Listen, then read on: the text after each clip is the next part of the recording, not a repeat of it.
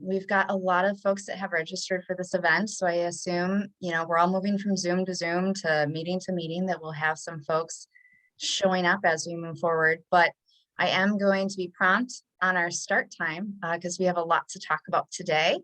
And we have some amazing panelists with us as well. And I want to be really thoughtful that we get as much content in as we can with the time that we have, because it's going to be short and it's going to be great. So I'll just start off with a welcome and thank you for being here today. My name is Megan Ray. I am going to be moderating this conversation, which is going to be a little bit different for me. And I'm really excited to do that because we've got some really amazing people that have dedicated their time to show up today for a very important month. April is Sexual Assault Awareness Month. I'm going to give you a little bit of background about WEN here quickly. So I am the founder and owner of WEN Advocacy, Education, and Training.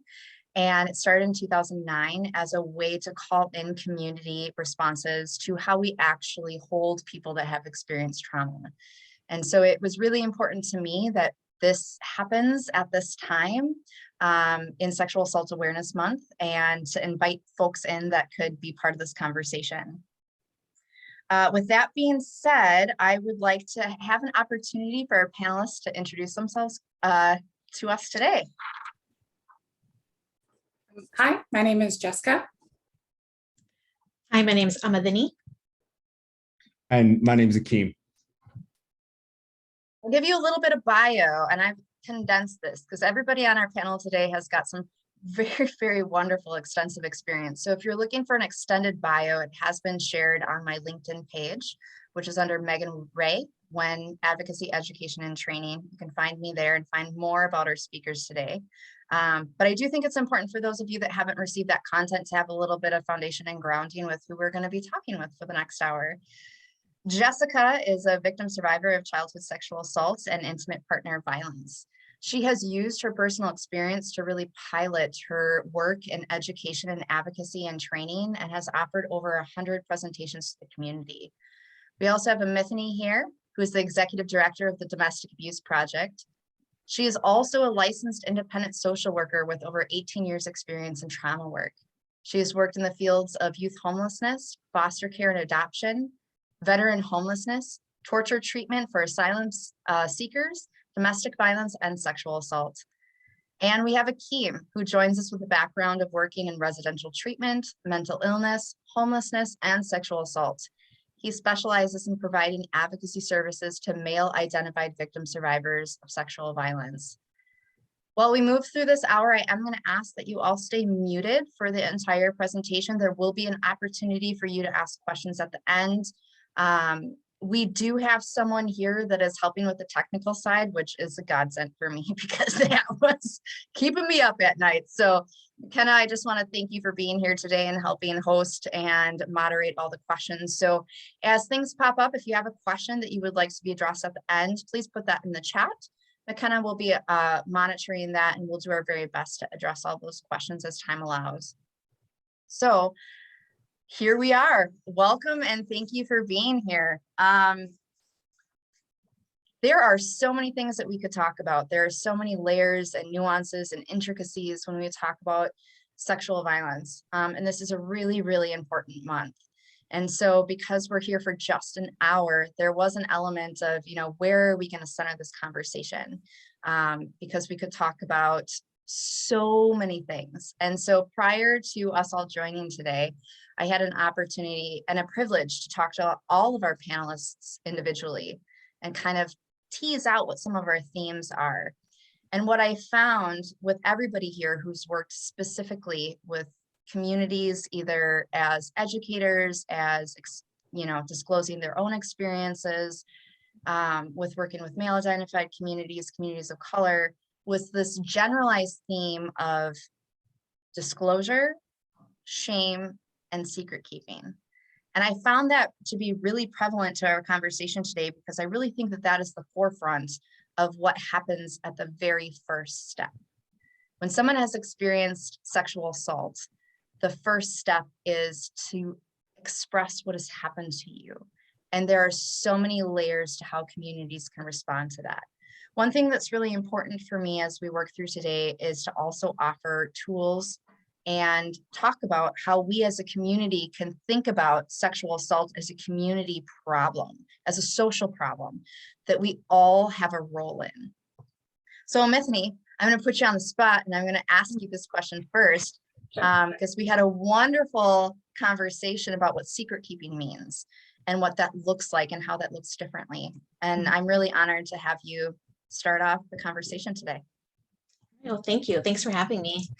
And it was a great conversation. And really what brought it to mind is at the Domestic Abuse Project, we recently finished reading this book called You Are Your Best Thing, Vulnerability, Shame, Resilience, and the Black Experience. And I would recommend that to folks.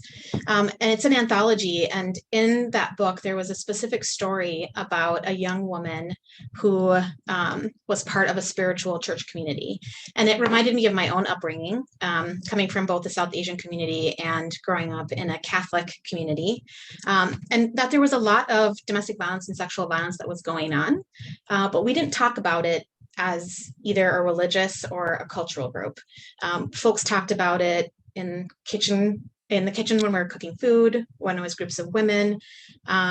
Folks would sometimes talk about it at family functions, and there was murmurings about people that were present, but it was never explicitly discussed, either as like a warning to other women in my family, I would say, or to other folks that were part of the spiritual community. So it was interesting that folks really knew about it, but it wasn't something that folks felt like they could engage in outside of talking about it in a secretive kind of way. And I think when the messaging that we really heard as young people that justified the violence that we would observe in different ways was that boys will be boys. And that is really common. And I think that's really cross-cultural, the idea that boys will be boys. And I think that served a couple purposes in both of those communities that I'm a part of. One is to dismiss the violence that was happening and to justify it in a way, depending on the age of the person. I think it also really was meant to minimize the impact of the violence on the victim. And something that came from this story that I read about this young woman in the church community is that she really tied secret keeping and shame and protection together, and how there is this false perspective that by encouraging secret keeping, you're really going to minimize shame to a victim, and that you're doing it out of this place of love and protection for their future, the way that people will look at them in community, and how they might be judged because of the violence that happened to them. But I also think that part of that secret keeping really serves the function of protecting the community itself, and maybe the caregiver that felt like they could have done something or should have done something, and not wanting families to be judged by society as having somebody who's damaged or has had this experience and now doesn't have the ability to have a good marriage, or know something that children shouldn't know about, and that makes them an unsafe person for other kids their same age. I think as victims, the impact is pretty profound. You end up being isolated. No one's validating or acknowledging your experience. I think there's no justice and no healing, because it becomes something that you have to just navigate by yourself. I think the idea of believing that you have the right to healing also is something that just totally gets wiped away, because you're not supposed to have any impact, because this thing never happened to you. And I think there's also there's a whole other selection of victims. I shouldn't say selection, there's a whole other group of victims that inevitably will get created, because the individual that caused harm also has no accountability.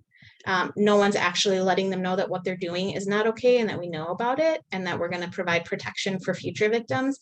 And I think we as a community become culpable and a part of the victimization of everyone that came after that first person that was shut down and asked to keep things a secret. So it's really, really, I think, damaging to the community, and very, like, the idea of secret keeping and these impacts, I think, are really prevalent, both in South Asian community and the Catholic community. And I think Akeem and Jessica probably in their own communities would be able to identify with that as well. Thank you for that. I appreciate you giving that foundation. And it's something that I, say to a lot of people when I do my work is like that moment that someone talks to you, how you respond to that could really project how they move through their next steps, right? If it's, we shouldn't talk about this, or the secret keeping, like, why would that person have the opportunity to reach out to, or think that they have the opportunity to reach out to services or talk again?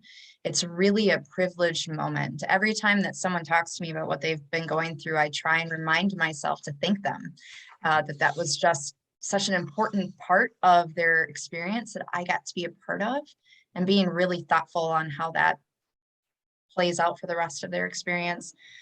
Akeem, I want to then pivot onto you. We know that sexual violence impacts everybody. Everybody is involved, right? But we still, and I would like to say that we're making movement, and we are, we really, really are. But we really think about the folks that are impacted by sexual violence are white, attractive, 20-year-old women, right? We exclude a lot of people that really are having to navigate these same conversations. You work specifically with the male identified community. So I'm wondering how the sense of secret keeping and shame shows up with the work that you've done with victim survivors of sexual assault.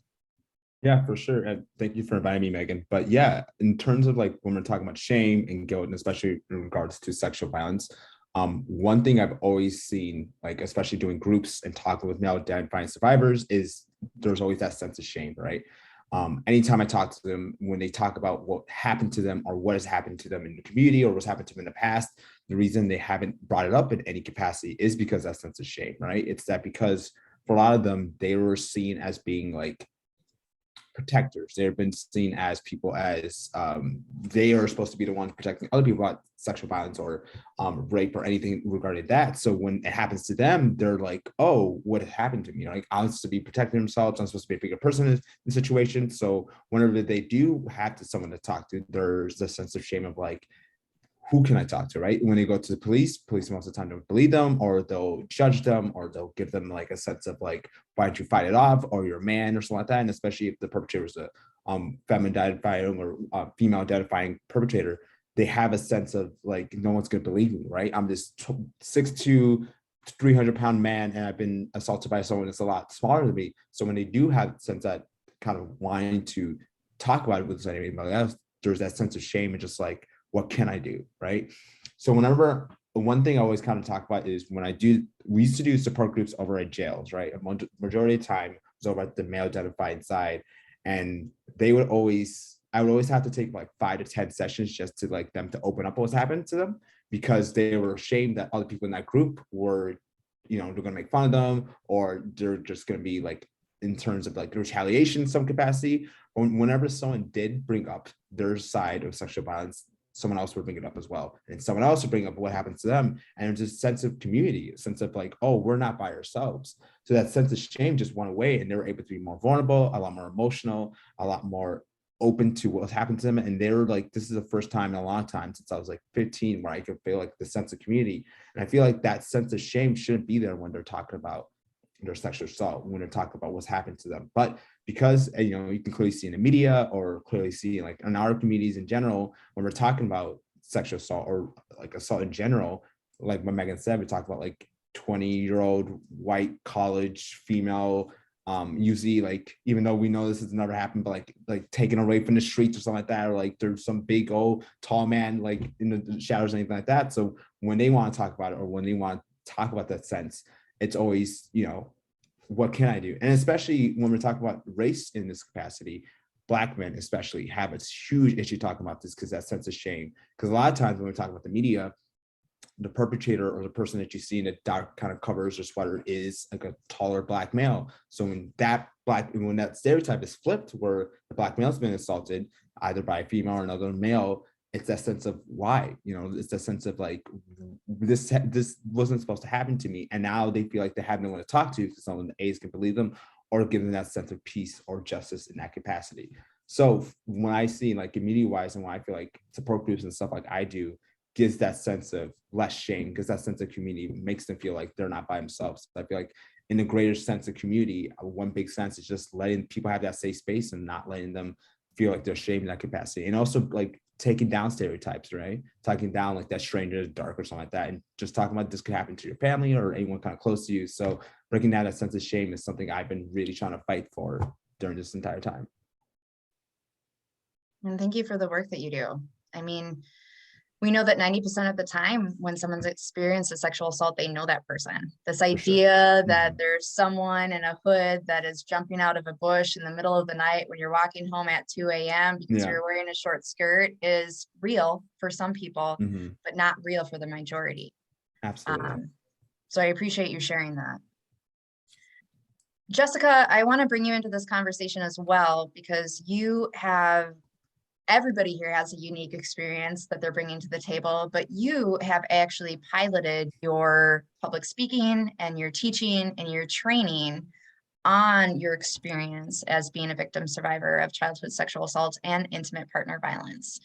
So I'm curious on how incorporating your disclosure and this sense of disclosing that can lead to shame has been important to your work and maybe problematic.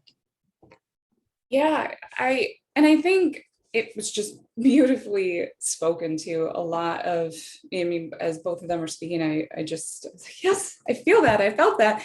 Definitely as you start to speak up on your own. When I first got into this work, I thought I'm going to go and I'm going to be in the hospitals with victims. I'm going to be able to tell them and share with them, hey, like, you can get through this. This isn't the end all be all. I'm here, we're here.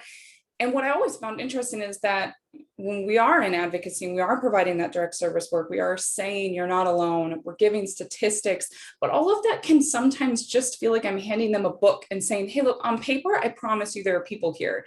But I wasn't allowed to explain or kind of show who I was in my process of healing. And I found that that was so incredibly important that almost every time I would work with a victim survivor of sexual assault or any form of even domestic violence or any form that fell within sexual violence, there was always this question of, well, did this happen to you?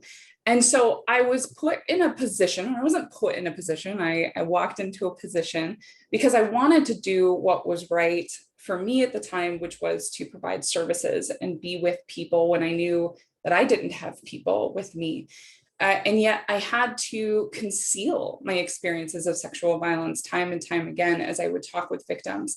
And so it just created this weird question for me around, why is it that we work in the advocacy world where we talk so much about shame and silencing, and yet we silence victim survivors when they enter into advocacy because they experience this violence? And while I felt that, I think that there are brilliant, compassionate, empathetic people who enter into this field who have not directly experienced sexual violence or domestic violence. I think that people all across the board can be amazing advocates. But I do think that there is validity to wanting to be near somebody or be in relationship with somebody who's also experienced what you're going through. It is a different experience talking with somebody who says, hey, this happened to me too. And yeah, the nightmares, they don't stay. The panic attacks, they don't stay. I promise that you go through this ebbs and flows, or being able to call someone 6 months after, your last panic attack, all of a sudden having one again and saying, where am I? What's happening? And them say, it's okay that this happened now. It doesn't mean your healing isn't, pushed back. And so knowing that all that was really important to me, I made the decision that I wanted to speak truth to that power and really speak up about the shame that I was feeling. And when I would go in and I would do education and I would talk with community members and I would build relationships with them, I found that sharing the personal stories is not only beneficial for myself. Kim kind of spoke to that of when you share your experience, all of a sudden it invites and welcomes other people to be able to share their experience too. And for the first time, people would come up to me afterwards, or they would email me and say, because I heard you speak up, I felt comfortable telling my partner, I felt comfortable telling my friend. They would come to me at the end and say, this happened to me, I've never told anybody before. And so it was just this beautiful experience that I had, realizing that there was power in speaking truth to power, and there was power and and being able to reclaim parts of my story that somehow made it seem like I wasn't worth it, or I wasn't a good enough advocate if I wanted to share my story. And so I had to navigate those feelings. Well, if I'm going in and I'm doing education, but a part of my education is going to be sharing a real life story, now that makes me biased. So I have to figure out how to not be biased when I'm sharing this story. But the reality is that the statistics show us that this happens to so many people, right? And so, yes, this happened to me, but that's like saying that you can't hire a chef to come in and talk about, making really awesome cuisine because they're biased to their food. Well, no, like, yeah, they like their food, but also they have this education, they have this experience that says, hey, you know what? Your information is valuable, and I want to hear that information. And who better to hear that information than from somebody who experienced a form of violence that often isn't time talked about, and who can really navigate those difficult questions that you may have about, well, wait, how does that work? And what is that like? And that doesn't make sense. And I've never heard it from this perspective before. Yeah. Thank you, Jessica. And I can relate to that as well, as someone who's been working in advocacy for a very, very long time. And I know we talked about this, and there's something that I think is really interesting about the fact that if you've experienced trauma, there's like this way that if you share it, there's this understanding that then you're not as equipped to provide a service. And I don't know where that narrative started, but I do want to note that I have also worked with community-specific advocates, and Indigenous communities and communities of color don't necessarily have that same narrative. It seems to be this like white professionalized way that we work advocacy, that we just show up when we're a blank slate. Like there's nothing that informs our experience. And I really appreciate the fact that you shared that, because that has been constantly on my mind. Like what makes it feel like I can't share things that maybe I've experienced in a way that's appropriate, so it doesn't shift who gets to hold the space, but in a way that's relatable. I've talked with several advocates that work in different communities that say like, that's the way that we connect, is to share that we have commonality. I do agree with you. I've met wonderful advocates that have no personal experience and have shared that with me and said like, I hope I can be a good advocate. And you validate that, because having an experience doesn't make you a good advocate. However, why does sharing an experience then kind of taint your ability to provide a service? And that's something that I really appreciate you bringing up, because it's something I would like to challenge about how and when we share that. Because I would argue that I never thought that I would work in this field for 13 years when I was 3. Like, this is not something that people go in and thinking like, this is going to be really fun. It's hard work. It's important work, and it's empowering work. And we're all here, and all of you are on this call because we want to be a part of it. But there's a call, and that call can look really specific. It can look because we saw someone we loved experience something. It can look because we saw a gap that we can show up for. And it can look like we experience something that we want to see the community and culture to show up differently. Well, and if I may, real quick, even when we look at other areas of advocacy, you brought it up with marginalized communities or Indigenous communities, we even have advocate-led relationships. If you think about Alcoholics Anonymous, they're typically working with folks who have once identified as alcoholics or continue to, and now they're sober. We see it in human trafficking agencies a lot. They are survivor-led, survivor-built, and queer LGBTQ supports. A lot of times people want to go and engage with people in their community who can understand hate crimes or any. So it is specific to sexual violence too. And I think that you brought up a really good point around how is a greater, larger form of oppression impacting the way that we are seeing advocacy look in sexual violence specific areas, or things that are happening to women and marginalized communities specifically. If I could add something really quick. Yeah, I want to open it up because this is a really, really good topic. So Anthony, take it over.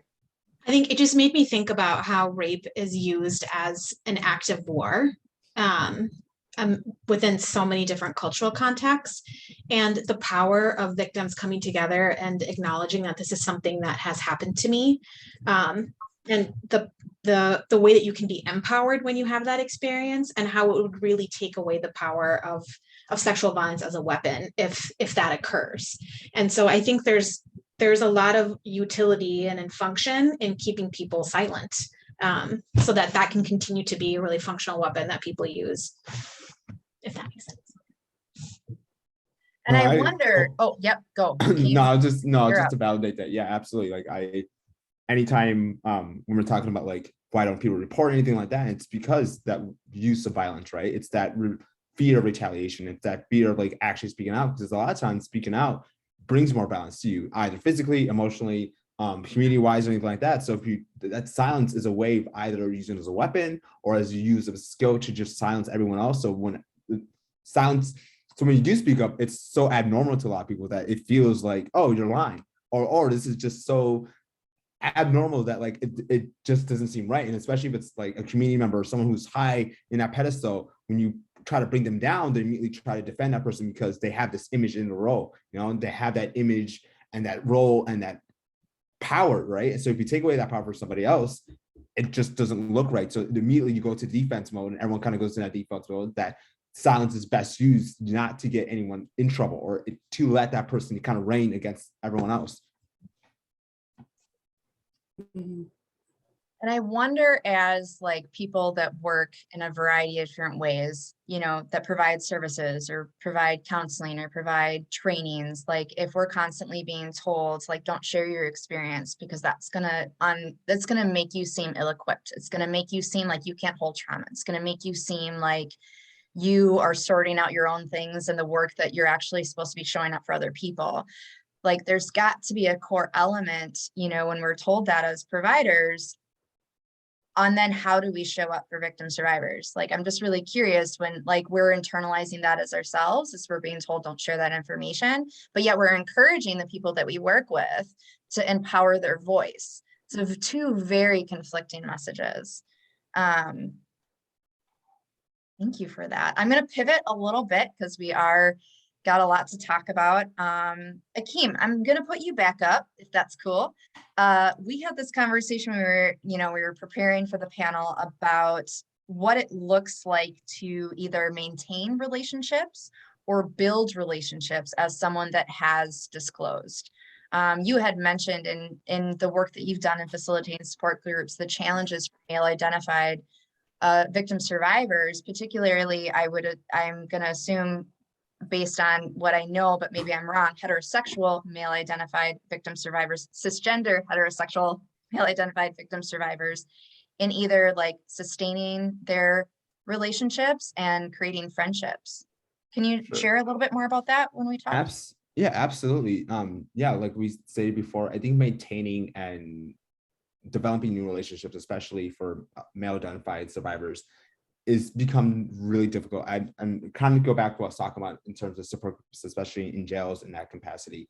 A lot of times when they speak about like the reason why they don't speak about their assault or anything like that is because they've seen it happen before in their lives, right? Especially with seeing other male identified victim survivors, and they've seen what happens to them, especially in the community, when they do report, right? We're talking about silence versus action reporting. And one story I always kind of go back to is I heard there was a victim survivor who talked about like their dad's friend, who was a male survivor, was being assaulted by one of their high clergymen in their church, right? And when he finally did speak about it, right, this 25-year-old, 6'2", really buff kind of male, when he talked about, hey, I was touched / assaulted by this person, everyone in the community kind of looked at him differently, right? They kind of looked at him as they saw him as their protector. They saw him as like this huge, strong man, someone they could talk to. And after he kind of spoke about it, everyone just kind of stopped talking to him, right? And whenever he did try to go to these community events, whenever he tried to like talk to other people, they kind of were silenced, or he would hear snickering, or he would hear like people kind of make fun of him. So he essentially was ostracized to that community, that eventually he had to leave because no one was supporting him, no one was talking to him, that he found it hard to maintain a relationship with anyone else in the community. So when the person who was talking to that group was assaulted as well, he saw what happened when he actually spoke about it in the community, right? He saw that role was changed. And for a lot of times when we talk to male survivors, they all kind of pit themselves as that role, as that caretaker, as that protector. So when that role kind of changed for them, they don't know how to kind of adjust to it, right? So when they talk about like talking to relationships in terms of friends or romantic relationships, when they do try to speak out about what's happening to them, they're fear that they're going to see themselves differently, right? They're going to fear that that person is going to see them as differently as they are because they've seen that happen before. Is that necessarily true 100% of the time? No. But to them, they're afraid that situations may happen because they like that role, or not necessarily like it, but they want to be in that role where they see themselves as being the protector.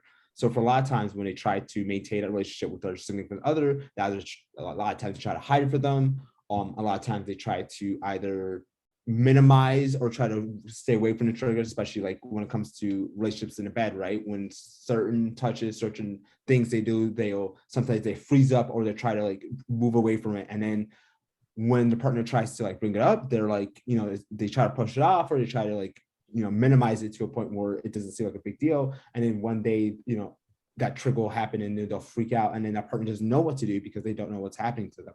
So a lot of times when we're talking to other male survivors, it's telling them like, hey, you need to find someone. And I feel like a lot of times it's a lot easier to speak about what's going on with people and kind of maintain a relationship, but find a relationship where you can actually speak about this, right? Because holding that all in, and I know that person, you hold that all in, and then eventually that thing's going to explode, and then you don't have someone to talk to, and then it's going to like harm not you, but others as well. So maintaining and creating a relationship with people and having that person you can talk to, I see like it's a really big benefit, especially for male survivors, and keeping that open relationship. But it's hard because they're afraid about how that role is going to be changed, how they're going to be perceived in their community. So a lot of times it's just keeping that sense of relationships and keeping that sense of like warmth and keeping that safe place for them. But unfortunately, until our society kind of changes the way where we can talk to male survivors and talk about like how we can kind of maintain that safe net for them, it's going to be a lot harder for them to build and create new relationships with other people. Methany, I'm wondering, because this feels very similar with what you were talking about with secret keeping and particular cultures, if you have anything that you would like to add to what Akeem said. Yeah, I think it just makes me think about things that you might notice with victim survivors around what the impact of sexual violence is, and how that might come up. I think you listed a lot of really good things that if you don't talk about it, it ends up playing itself out anyways. And so by being able to talk about your trauma, you also get access to healing and the ability to understand how that experience has impacted you in your body, impacted you relationally, impacted your sense of safety. You get language to be able to talk about what happened. And that only creates more safety for the victim so that they can go on to have healthier, open relationships. And to hopefully prevent, it's like harm reduction, it helps prevent something from happening again. So I think being able to learn what that looks like and how it can impact relationships is super important. I would like to add that I think a simple technique that we can do, and we're going to have a moment that we talk about maybe things that we can offer to the people that are on the call, is that when we talk about violence, we still so intrinsically center the person that has experienced it as the person that has to do the things, that has to disclose, that has to go to group, that has to file the police report, that has to go to therapy. There's like all these things with for someone that something has happened to them, right? They didn't buy in, they didn't engage, and they didn't want this, because we would be having a very different conversation if that was the case. And so we very much then like pilot our lens on this person that experienced something about like, okay, so what are you going to do to work through this? We completely exclude the conversation around the person that has caused the harm, that has committed the assault. It's even in the way that we talk about it. You know, you hear someone disclose and it's like, well, where were you? Who was there with you? I mean, I don't want to be so fundamental. I think we're hopefully above what were you wearing, but we very much center the person in our conversation of the person that has experienced something that was not bought into, that was not consensual. I would encourage us to try and challenge, to reframe, why was that person behaving that way? Where was that person's support system? Where was that accountability? And what is that person going to do to shift change? We don't put any action items on the person unless it's in the criminal justice system. And I know from working with you, Akeem, that's few and far between. right? Like Absolutely. we've worked in that pool. Criminal justice system has its own nuances, and oftentimes that's not the direction that people want to go to heal for a variety of reasons, and that's fair. But we don't put the action item on people that have actually committed the crime. Jessica, I'm going to pull you back in because I know that you have shared with me about your experience and how that has impacted your future relationships. And I'm wondering if you would feel comfortable sharing some of those nuances that you've experienced as a victim survivor. Yeah,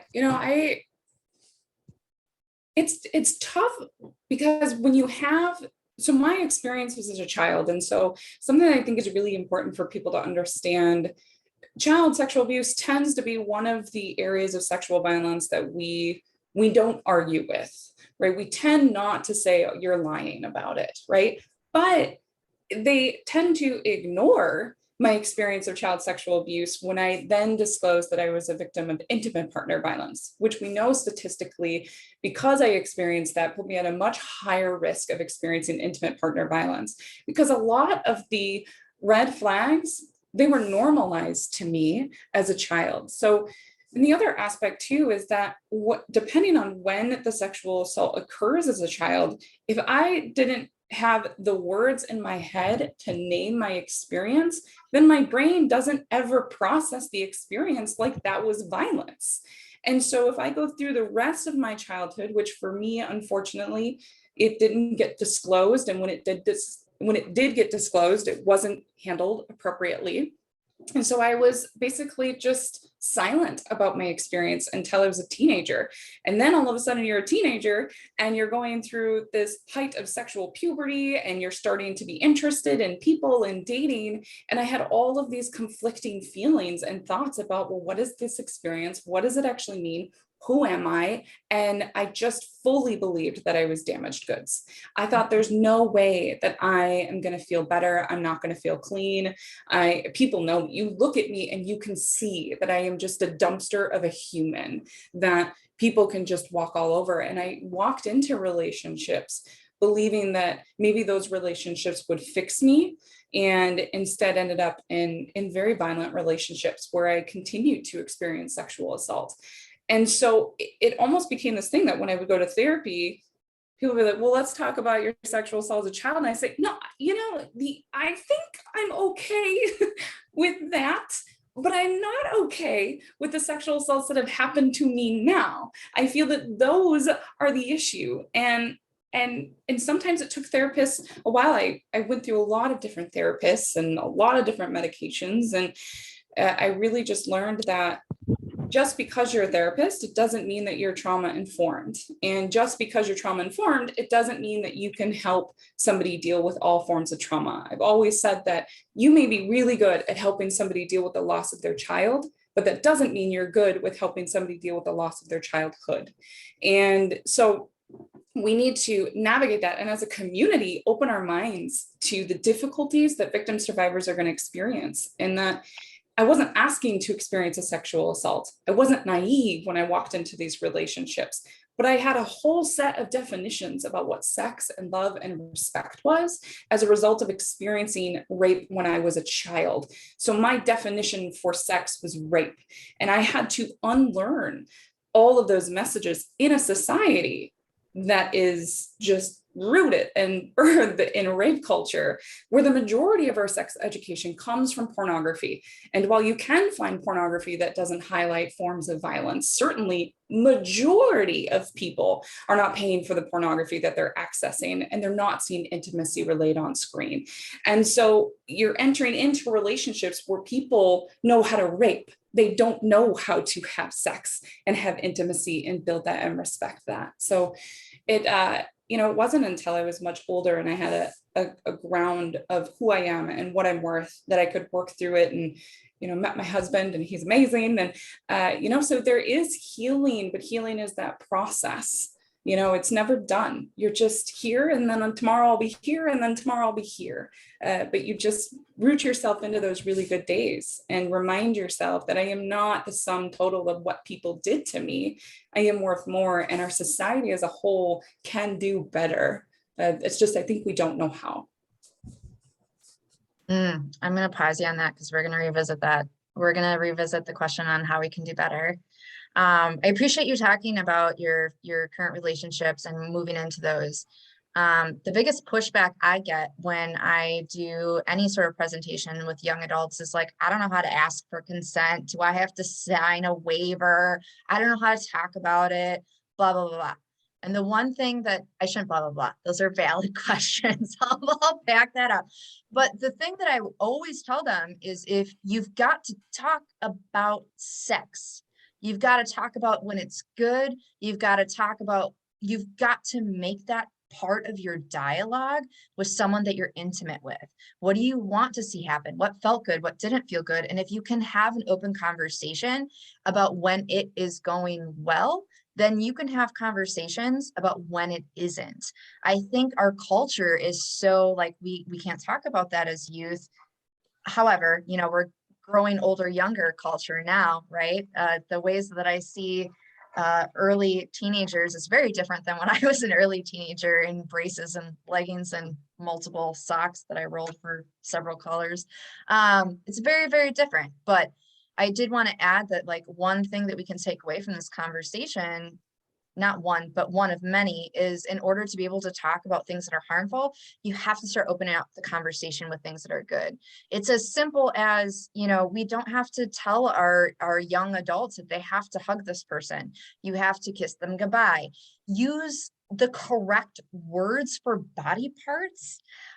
Be able to talk about those things, be able to talk about pieces of your body, be able to talk about like, you don't have to do that. And empower at a very young age that your vessel is something that you get to have power over, in a way that then we're empowering and creating dialogue at a very young age to be able to talk about when it doesn't feel okay. I want to point this back to you, Amithany, because as we're talking about, disclosure and silence and shame, it's very real that people are going to experience some sort of trauma, a sexual assault. You have a plethora of years of experience and a lot of trauma. But I personally believe, and I think you might agree with me, that our bodies experience trauma before our brains can potentially process it. And our bodies will start to respond in ways that we might not be able to connect to what happened to us, either because we are not wanting to, because our brain has actually blocked that memory as a protection method. There's a variety of ways that we can't quite put together the pieces because of how heightened the trauma is, but our bodies are responding. And that could be a really good cue for community and loved ones to step in and check in. I'm wondering if you would share how that might look, or what would be good things to kind of consider before someone is at a space they can disclose. Yeah, I think, Jessica and Akeem both have talked about some of these pieces, and I think really beautifully. I think when you're sitting with somebody and maybe you start talking about a movie or another person's experience, and you can kind of see them go away in their mind, like maybe they're looking, they're facing you, but it feels like they're looking through you. And part of what might be going on is that they're actually reliving their own experience in their mind, and something that you were talking about or that they saw really triggered that memory. And so paying attention to how often that happens, when that happens, what might bring that up. I've worked with a lot of folks that have had body pain and different things that were going on in their body, maybe like their skin itches or they get hives around when we're talking about certain things, and they're having this really intense physiological reaction and not recognizing how it might be connected to something that they experienced. Maybe, folks feeling pain around their calves because that's where they were feeling pressure from their clothing when they were being assaulted. And every time they get stressed out or feel fear, they get that same type of pain in that one specific part of their body. I also think thinking about a lack of feeling. We often talk about what you feel in your body, but don't recognize that we can also check out and our body just stops responding to things that are going on in our environment. And that's another way of us just trying to protect ourselves. So folks that stumble and have a hard time walking or feel like they just can't feel the bottom part of their body, that's something that is another experience that a lot of folks that I've worked with have had. And I think I just wanted to go back to something that Jessica was saying about, feeling like your body is valuable and that what you get to deserve to feel, and the experiences that you're supposed to have, and how that can really be impacted by early childhood trauma, and thinking about how that lays the foundation for your teaching around how you understand what's going on in your body. I think, especially when trauma happens early on, trying to figure out what feels good and doesn't feel good and how to understand those cues that can come up is really, really difficult, because it's totally rooted in the bad instead of in positive experiences that make you feel good. And so being able to engage in conversation with people so that you can really explore that and reconnect with what does feel good is a huge part of the healing process. Thank you, Amithany. We've got just a couple of questions that I've seen pop through as I'm watching, but I am such a firm believer that sexual violence is a community problem. And that is something that has launched my mission always. I think that so many times, we have these conversations and people don't identify as a victim and they don't identify as someone who's caused harm. So we're not going to talk about it. But this is really a way, like, we really are part of being able to show up.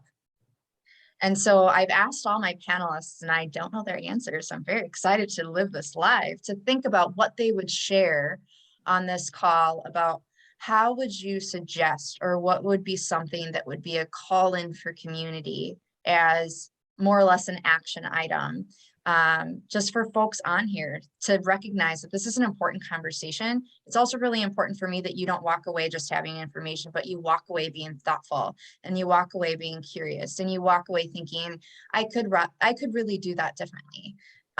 So I'm going to open it up, and I didn't give you a list of who's to go first. So whoever feels ready, there's something you want to share in the space about how community can show up differently, really specifically. And I'm pivoting quickly because Jessica, you asked something very, very special. And I really appreciated this question. This might help frame us. You asked a question when we were talking about what today was going to look like, is what is the actual cost in believing victims? What is the actual cost? Like, what are we sacrificing when we decide to question? And so when we think about community response, I also want you to think about, what are you giving up when you're not showing up? And what are you actually sacrificing when you choose not to believe? Or where is that message coming from, and how can you unravel that and maybe think about it differently? There were like 87 questions in that final one. So blessed be as you sort through that. Who would like to jump on? I can go first. I've been thinking about this one a lot. I will say, like, to your question about what are we giving up, I think it's our comfort in sitting on the sidelines and not having to do anything. And I also think it's like our rose-colored glasses about what the world looks like and who's capable of engaging in harm. And it's more than just like the bad guy that we all have pictured in our mind.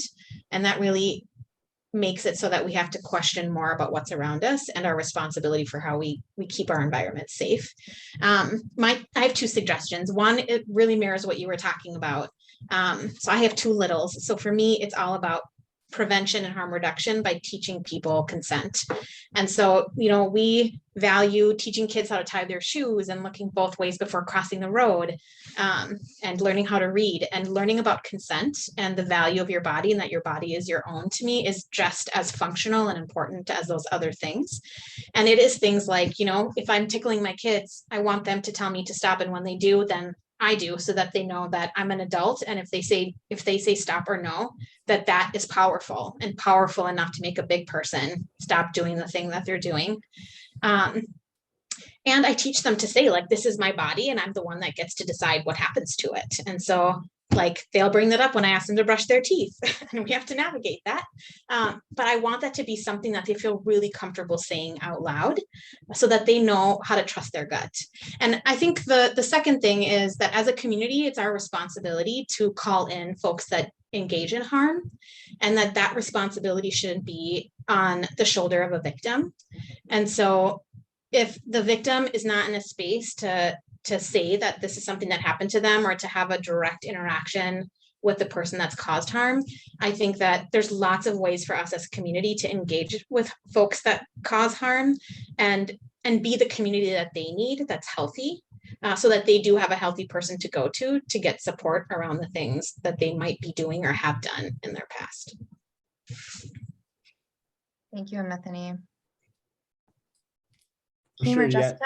Yeah. Kim? Just to kind of piggyback what you said, I think I really like the idea of like what we're giving up is comfort. And I think one of the key things of protecting this community and also making sure the community, and one of the actions I kind of embracing especially is to embrace discomfort, is to embrace like that person who you've seen or who you believe to be this kind of courageous figure could do something that is harmful, right?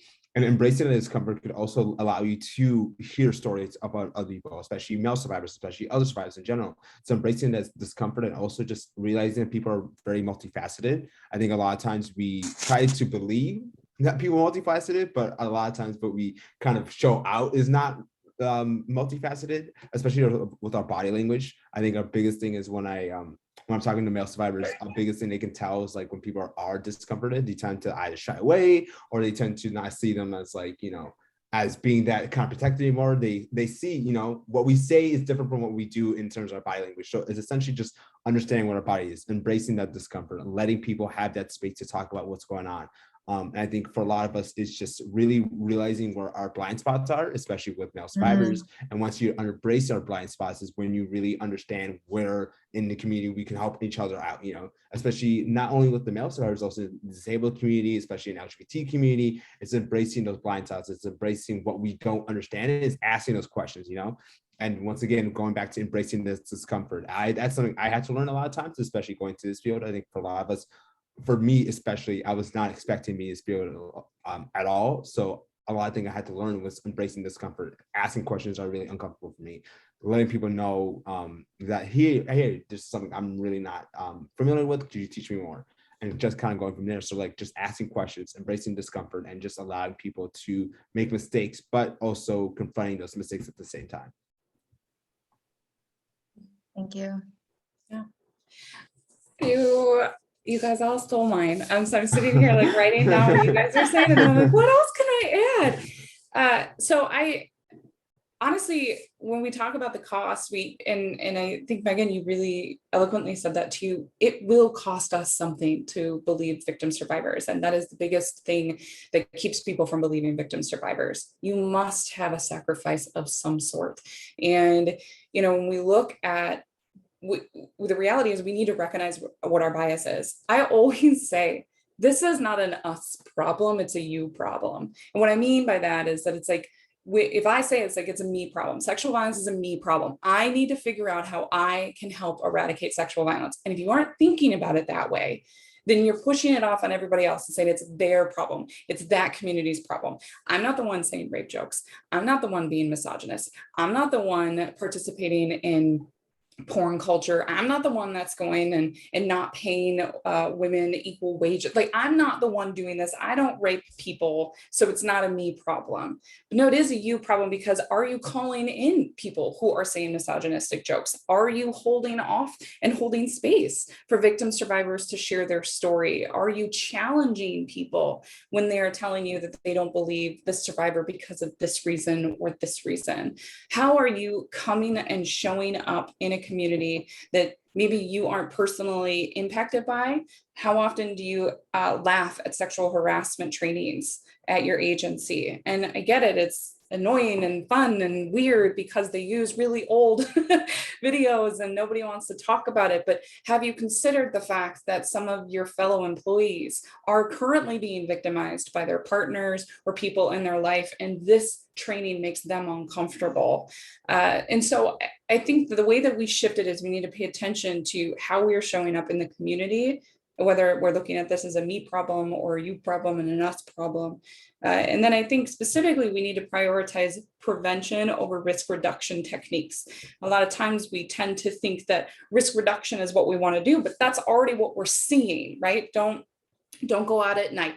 Don't take a drink from someone that you don't know. Park in a lit up space. Not only are all of these sort of relegated to the idea that victims tend to be white, young women, right? But the other aspect is all it does is shift victims. It's just shuffling them around, right? Based on my privilege. So I have the privilege to say my parents are going to drop me off at this party. But what about the girl that doesn't, or the boy who doesn't have that privilege?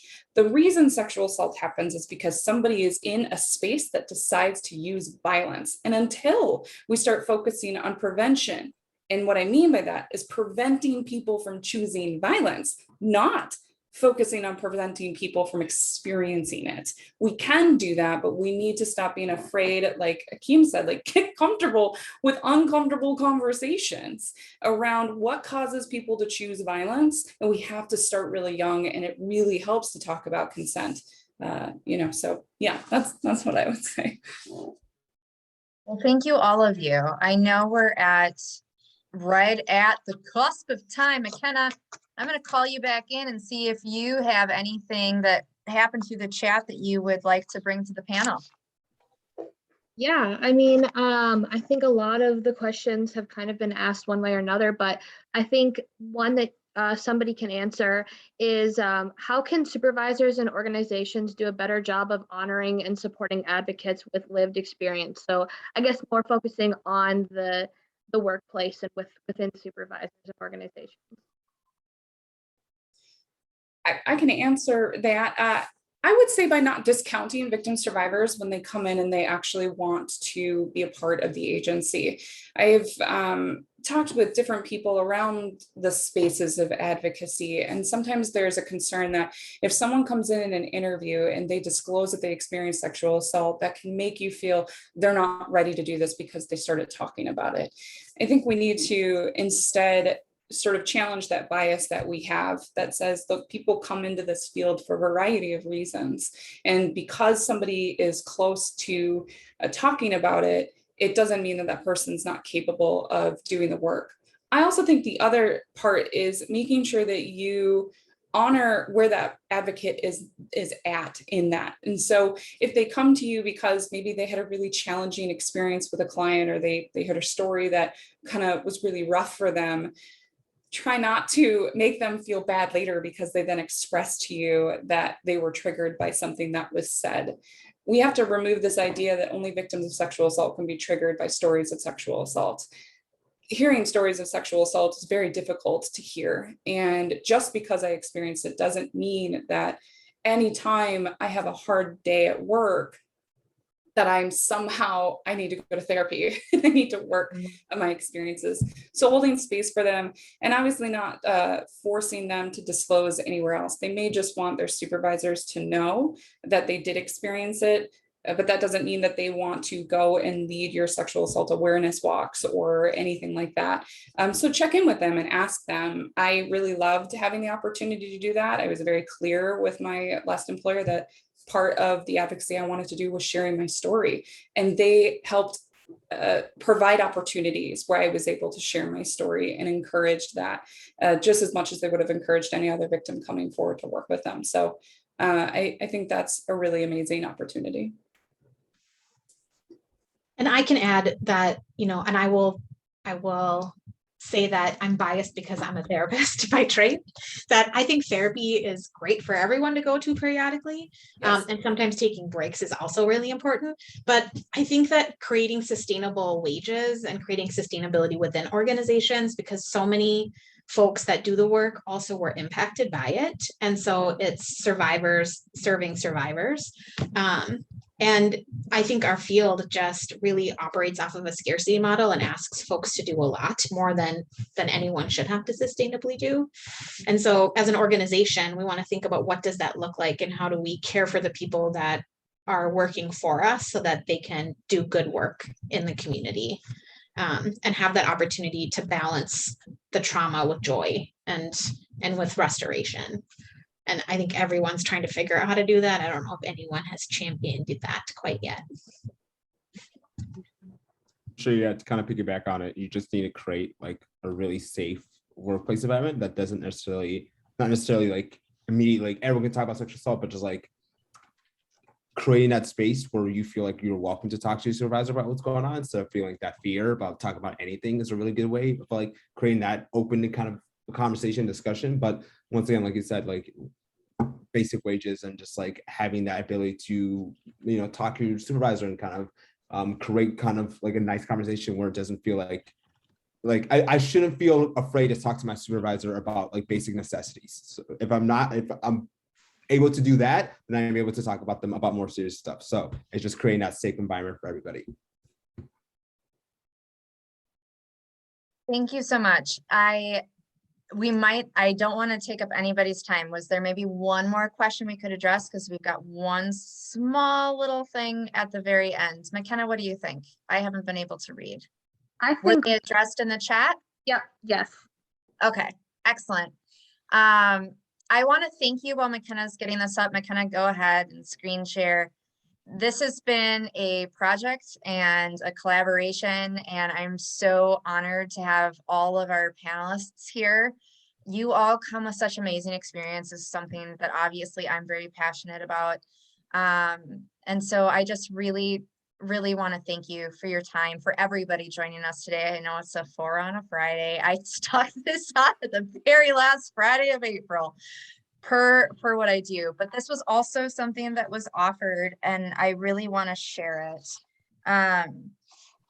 So this is a piece of art that was created by Suri, and Suri might be on this call. So I hope that you still are. This was offered, it was displayed for Denim Day, for Sexual Assault Awareness Month as part of an art piece to represent. And so I've taken just a small piece of what Suri wrote about it for the sake of time, but this painting is called My Body. Losing your body can be like losing yourself. Regardless of what happened to you, it's still your body and you have the power and a voice. I think that's just a really lovely way to end today, as we've been talking about sharing, shame, silencing, and disclosing. And if there's anything that I can leave today with, would be just show up open, because everybody's going to need something different, and everybody is going to be internalizing all of these thoughts. You know, we have these thoughts in our heads, so do victim survivors, and they have all the fears and concerns because they know how they've heard that people treat other people. You're not expected to be experts. Nobody is an expert in someone else's experience, but just offer space and openness. And thank you so much for being here. There will be more panels to come, so stay tuned. And thank you again for all my panelists. I want to thank Tessa, who did all the graphic design, which I did not do. That would be a mess.